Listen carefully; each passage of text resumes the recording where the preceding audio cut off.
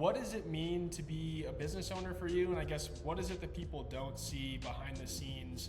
Like, could you just talk a little bit about kind of what the struggle looks like in terms of, the uncertainty, but also kind of like you talked about earlier, the unlimited upside at times? There's no way I could go and work for somebody. Like by now I'm set in my ways, and Yep. I just feel like I have different philosophies that I believe about our existence, our country, and the way people, our education system, and the way that it just builds slaves. To be honest with you, you build a factory worker, you build somebody that's going to go out and do a job that they don't really have to think about. So I enjoy being an entrepreneur, being able to do that, being able to do what I want to do, when I want to do it, how I want to do it.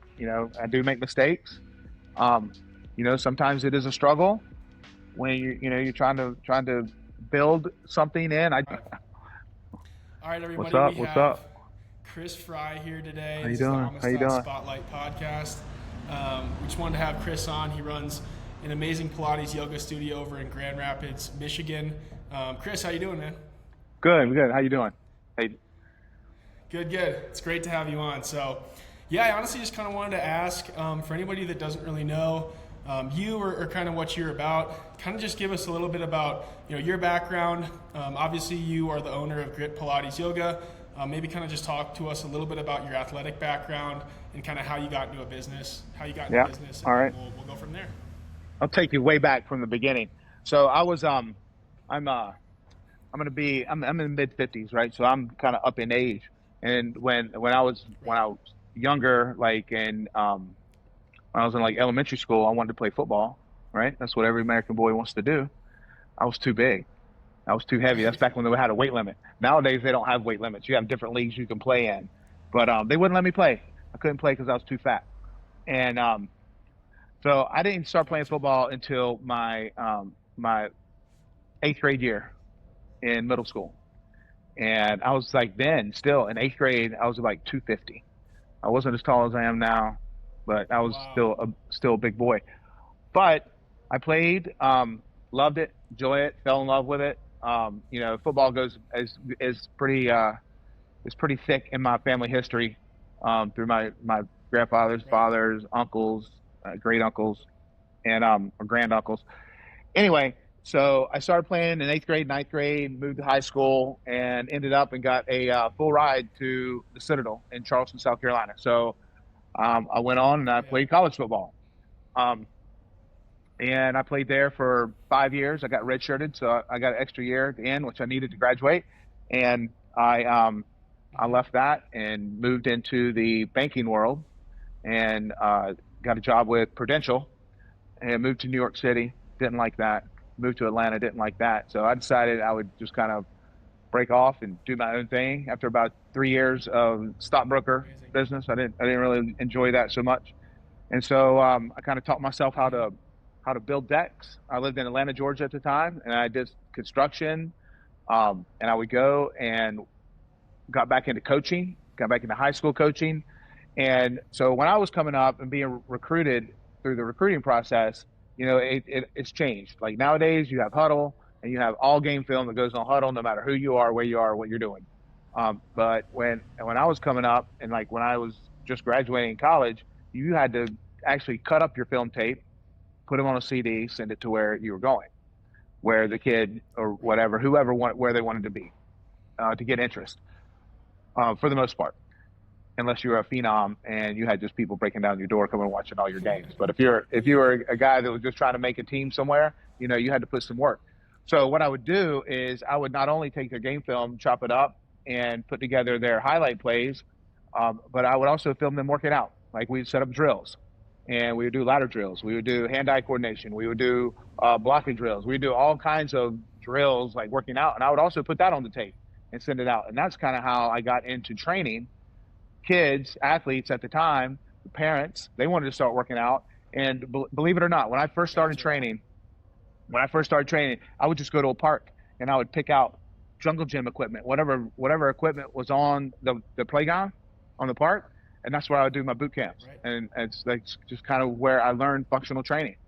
And then I Interesting. got my I got my certification with NASM like back in, I don't know, 2008, and just kind of Right. like took off from there. I was living in Charlotte, North Went Carolina. from there. So Started my own gym, and it was kind of like this strength conditioning type mindset. I got into a lot of like functional type equipment like kettlebells, mace bells, battle ropes, tires, hammers, like all kinds of shit like that. And this was before like CrossFit was on the right. scene. So you didn't have, I was doing Olympic lifting, like cleans, presses, snatches, overhead squats, things like that before CrossFit was even a thing. Oh So wow. yeah, and I just got into where I just enjoy working with people, seeing them change, seeing them get stronger, seeing them take their life Right. over, I think is a good way to put it, because you have a lot of influences out here in the world. Like you get in your car, you drive down the road, you got 10 fast food restaurants before you get to anything healthy. You know what I mean? So you have so many influences, negative influences that you have. And, there needs to be some of us out here that are trying to talk the talk, walk the walk, so to speak, and get people in a 100%. better space, better place, mentally and physically. Yeah. And did you so you so kind of broke out of the stockbroker world, started doing construction, and then kind of gradually transitioned into kind of fitness training, functional training, opened up your own gym. Yeah. I mean, obviously, like packed in there for anybody that is a business owner or that's thinking about starting a business. Like that's a huge jump. Like just obviously You know, to not only like leave your job and start something on your own. yeah, Sorry, go ahead. yeah. No, so my dad was a contractor, so he kind of worked for himself. So I kind of knew that lifestyle. You have lots of ups and downs. You don't have a Right. regular paycheck. Like you know this, working for yourself. You don't get a regular paycheck. Somebody's not paying you on Friday. Yep. If you don't go out and do what you need to do, you're Right. not making what you make. But at the same time, you're unlimited in the amount that you can do and make. Yeah. You can work part time and make a living that somebody working busting their ass full time, working 40, 50 hours a week Right. does. Or you can go past that. It's just up to you where you want to be. There's so many different cogs that you can find. And I would say never give up on your dream. And you never know what's Right. around the next corner, the next door. If a door closes, just because something else is coming your way, and open it up and keep an open mind, Let's and just go. try to like, I didn't set out to think that I was going to be a trainer. I didn't set out to think that I was going to work with people. And like, I was 330 pounds. I got pictures of it. Like I was Yeah. 6'2", 330 pounds. I'm like 225 now. Right. So I've been in that life, Wow. overweight, heavy, dragging ass, tired all the time. Like it's just so much Yep. to carry. Like it is a burden. And Yeah. I hate seeing that for people, because I know what it feels like, but I also know what it feels like on this side, right? I know what it feels like to be fit. I know what it feels like to have 100%. abs. I know what it feels like to be able to feel your body, like feel your muscles, feel your body, not just Yeah. when you work out, but like touch and grab. When you're heavy and you're overweight, you got Right. a lot of shit. You got a lot of shit in the way, a lot of padding, No, right? And 100%. you can't really. I don't feel you're able to like connect with yourself as well as you can when Right. you're And in a fit state. yeah, do you feel like that kind of so for anybody that hasn't taken a class at Grit Pilates, I mean I had the opportunity to go about a month ago. It was incredible. I mean, one of the most amazing experiences I've had in any fitness class, let alone Pilates, which has all sorts of different stereotypes around it of what it looks like, and then you walk into Grit, and I mean I got my ass kicked by you, and it was an incredible class with an awesome atmosphere. But do you think your background, like having come from that state where you were not in the shape that you wanted to be, you were bigger, more heavy, do you feel like it allows you to kind of connect better with the people that do walk through the door, and kind of kind of maybe see yourself in them in a sense, to where you understand that Yeah, struggle, and kind of maybe gives you the edge over these yeah, yeah. these places that are just kind of trying to pump people in and out of there? I do, but I also think it works against me sometimes, right? Because I know Okay. I'm very passionate about what I do, right? And I know the journey, that you need to take to get to where you want to be. And you come in to my studio, or you tell me you want to make a change, then that's what you just said. Come on, let's make a change. And you got a lot of people that start the journey and then, ooh, it's a little tough. It's a little hard. It's hard to get up at 5 o'clock in the morning. I'm going to make it excuses. Like I got a banner in my gym, and it's like, winners find a way, losers make excuses. Yeah. Okay, you have a hard time getting up at 5 o'clock in the morning, 5:30, or you have a hard time working out after work, or you don't have enough time during lunch. All those are excuses, and it's all bullshit, right? How are you taking care of yourself the day before you're supposed to be somewhere, show up and train, do your workout, right? Be present for someone else. If you're in a group, like the accountability, that's why I love groups, because I think it builds a natural accountability with the people in the group. Most of the classes that I tend to have the same people that come in to the class around the same times. That's their schedule, right? And so they're all there. And if somebody's missing, somebody's asking where they're at. We get on the phone, we send them a text unless, they have something going on, but rarely does somebody not show up. And if they do, we call them up and say, where you at? What's going on? And so I think that being in a group environment, small group environment, you have the ability to kind of accountability. Keep people, accountability in what you're doing. Amazing. But also on the other end too, I see people that come in that are heavy and overweight, and I'm like, let's just do this, right? Just make it happen. And they get some success, and then they fall off for whatever reason. They get some success, and they get a boyfriend. They get some success, they get a girlfriend, and then all of a sudden they stop showing up. Like, all right, so hold on, man. Like, you told me you wanted to get like this. You wanted to be this way. Let's make it happen. I think people's integrity diminishes when they have a little bit of success, because they think it's going to continue on, and it's not. Like you just flicked the tip of the iceberg of what you need to be doing. Like, it has to be a lifestyle. It has to be something that you just change. This is just the way it's going to be. It's the way it's going to be. And so I think in that regard, I could be a little tough on people and maybe not be so sensitive to them. Because I'm not your typical Pilates teacher. I'm not patting you on the back. I'm going to tell you, honey, you're doing a great job, unless you're doing a great job. Right. I have more of the coach mentality, and I've had clients come out, and say, hey, you know what, you're just mean. And I'm like, no, I'm not mean. I just want it done right, because there is a proper way of making this happen and doing it. Yeah. And it's not my fault you don't want to do it. It's not my fault you can't pay attention. It's not my fault you can't control your body, right? The reason you're here in the studio is to learn that. So it's my job to help facilitate that and get you to learn it. And if you come off and you feel like I'm at you or nagging you or, on your case, maybe it's because you're not doing what you're supposed to be doing. Yeah, 100%. And in terms of Pilates, this is something I wanted to touch on too, and just highlight grit, because if you could just speak to kind of how I guess you would define Pilates, or how you see Pilates, and then maybe, obviously, we've talked about the stereotype before of it being, a certain type of workout for a certain type of person, maybe. And I mean, when I came to Grit and took a class with you, and like I said before, and like I've told you a bunch of times, I could barely even walk after it was like it might as well have been a full body workout at the gym for 2 hours, and it was incredible. It was. Could you kind of speak to kind of what Pilates means to you, and maybe how you're doing it a little bit differently than other studios? Yeah. So I was introduced to Pilates by a girl named Heather Oblida in Charlotte, North Carolina. She owns Iron Butterfly, and I had a functional MMA.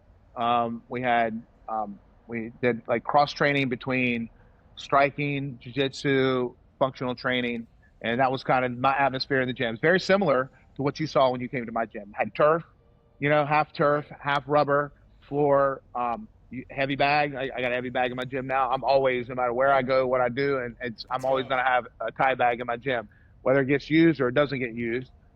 Just because I love that persona. I want you to come into my studio, and I want guys to feel like this is a space for them, right? The last thing I want is a guy to walk into my studio, because, I mean, I love working with women, don't get me wrong, but my purpose here going through this is to get men in this practice because it is so valuable. It is so complete. It is so transformational. It is so enhancing.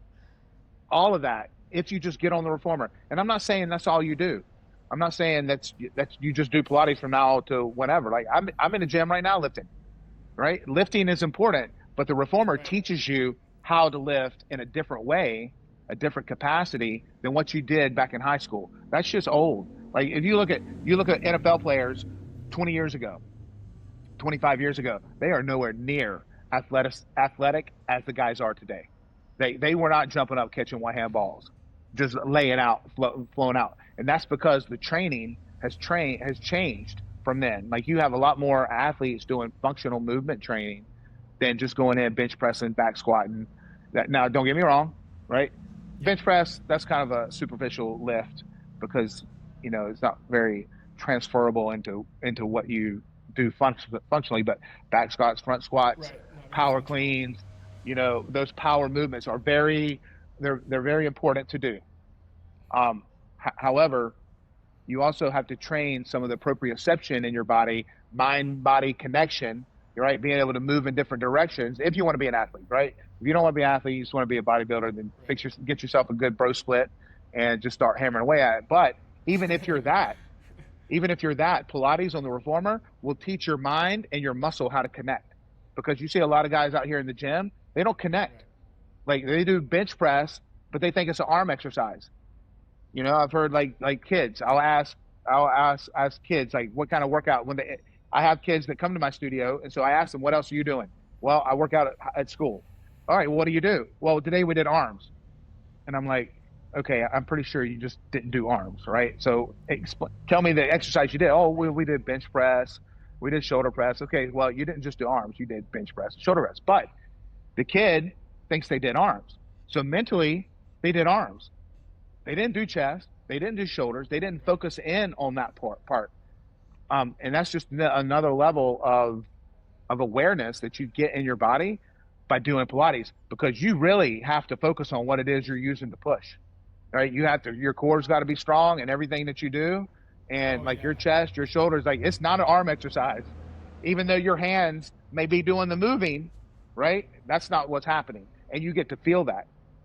Right. And by feeling that, the more neuromuscular connection you make with the muscles that you're working, when you go into the gym, when you go to other things that you're doing, then you realize that and you're able to tune into it and really focus on the muscle that you're training. And then you're going to get bigger muscles, stronger muscles, and be more efficient and effective for what it is you're doing. So I think Pilates fits that 100%. In that mold very well. Now, what has happened to Pilates is that it's been taken over by women. In a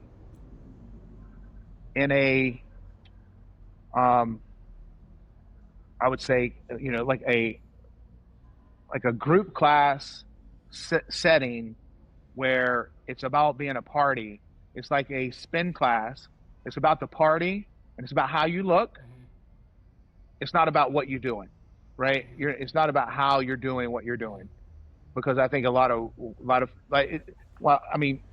girls, they have their own agenda when they go to work out, right? Guys, we have our agenda when we go to work out, and the two aren't always the same. So in my studio, I focus on more of a strength aspect of Pilates, building the strength, building endurance in the core of the body. Yeah, it's obviously hard for me to speak to it because I have no experience as a trainer in Pilates, but I can definitely say I've never. It's awesome that Grip Pilates was my first Pilates experience. Yeah, it was. But you need to try somewhere else. You need to go somewhere else and try it out. I implore you to do that. It is, you will learn something, either good or bad. How I came up in Pilates, I was exposed to it by a female that had a typical Pilates studio. She did more privates, duets, and less classes. And this was probably 15 years ago. A lot of those studios now are my studio still, it's successful. It's working. The studios where they have 20 reformers and you are putting 20 people in on a reformer. Half of them have no idea what they're doing. Half of them do know what they're doing, right? And then you have a teacher that maybe went to a couple weekend classes, and now they're teaching these people. They don't have they don't have the ability and the experience to be able to look at 20 people and fix the ones that are not doing it right, injuring themselves, right? And Pilates isn't about that. Pilates is about connecting the mind and the body together through the core and making the core make all the moves happen. And I think that some of the, when you are, but you're charging 20 to 25 bucks to go into a class that has 20 reformers, and you're just bouncing around. The music's loud, you can't hear. You can't think because you're listening to the music. It's so pumped up loud. You're moving from one exercise to the next so fast that you don't even have time to get set up, right? And that's the class. That's what they do. You got a big loud microphone on. In my studio, the music is the background. Like we're not focused on that. I want you focused on your breathing. I want you focused on what you're using to move your body so you can keep it safe, number one, but number two, so you can build strength, like super strength. And that's why you felt so different when you came to my studio and did my class versus like when you go to the gym. Like you were 100% for that hour locked in mentally and physically to what you were doing, right? And my job is to keep you in that state. It's like a moving meditation, a lot like yoga is a moving meditation, like mat work. When you get on the reformer, it's the same thing. And Pilates and mat work on Pilates is the same thing. You got to really focus on what you're moving, how you're moving it. It's how you do what you do, not what you do. And so I think that's something that separates me from the others that are out there. Amazing. And I have a lot of people that come to me that have been to other studios, and they transform quick. And they're like, well, why isn't the studio that I was at, why don't they do this? That's because they just don't understand it. They don't understand the strength aspect of Pilates. And that's what it was originally intended to be, is to create strength, not to create a dance so much. It was very rigid. Joseph Pilates was a very rigid guy. Yeah. Do you see Pilates becoming more of a staple in like professional sports or high school, college sports? I think it's going there. Functional training athletes. It's going there. It's slow. I try to get my hands on as many athletes as I can. The athletes that I do get my hands on, if they're willing to learn and pay attention, they change. I had a young guy, a quarterback, come through with his mom. And basically, that's how I get them. I don't get them from their coaches. I don't get them from their strength coaches. Yeah. I don't get them from people that want these athletes to be good athletes for they succeed in their program. I don't get them from that. I get them from moms that bring their sons in because the son back is tight, hurting, and she don't want her boy being up. So the coach, he doesn't know.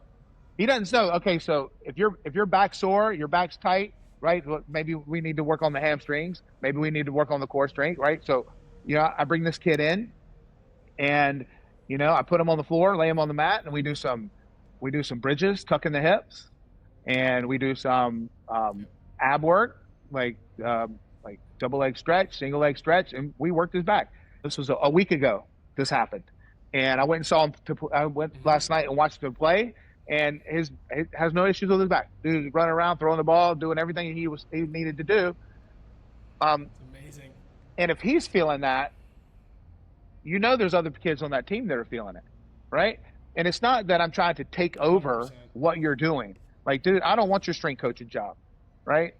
I'll help you out with it. Like, if you want some direction, but I don't want that, right? I want to teach these kids in groups to do this in a group setting, so that it is a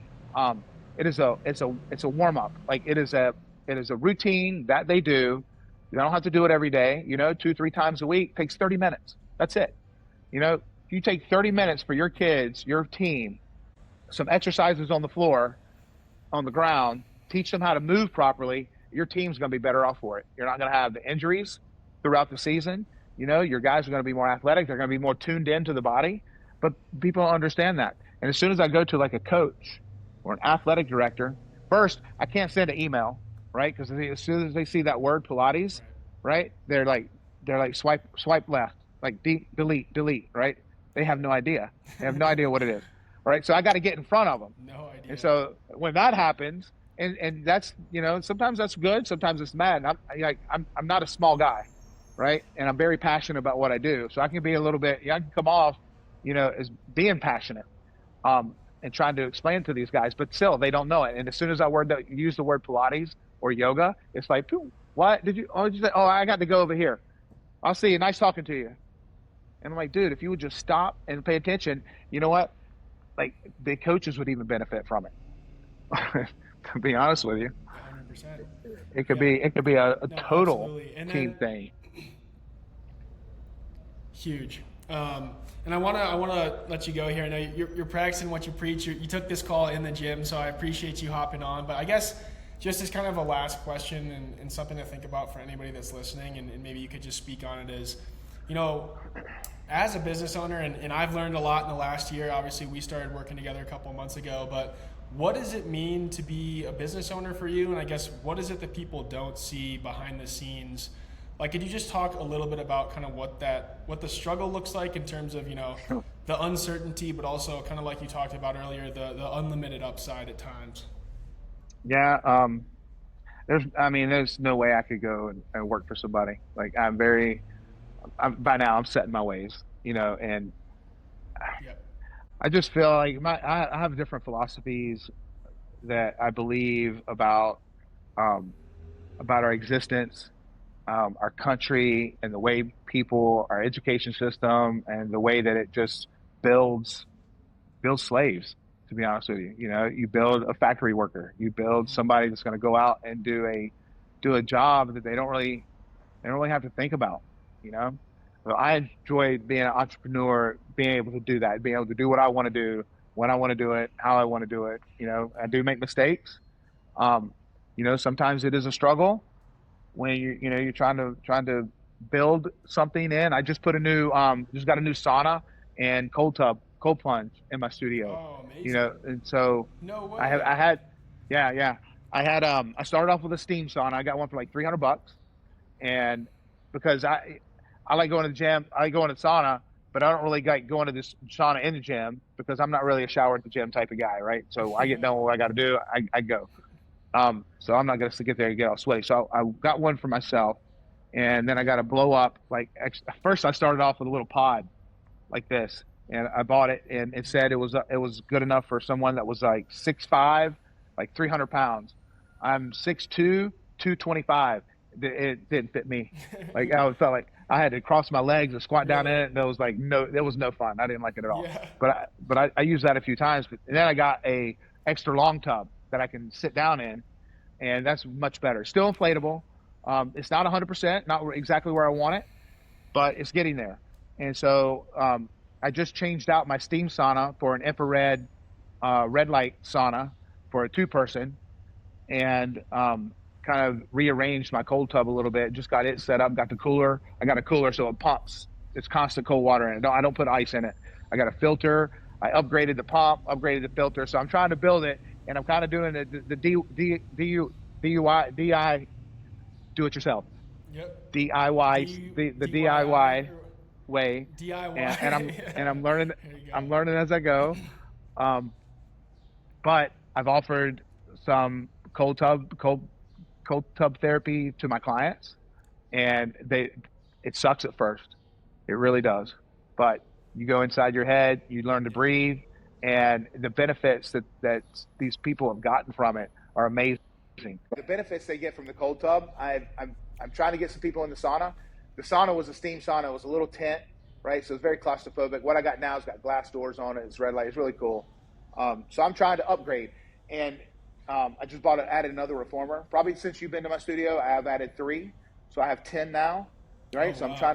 I'm trying to build up my practice as I'm going, so I can fit more people in.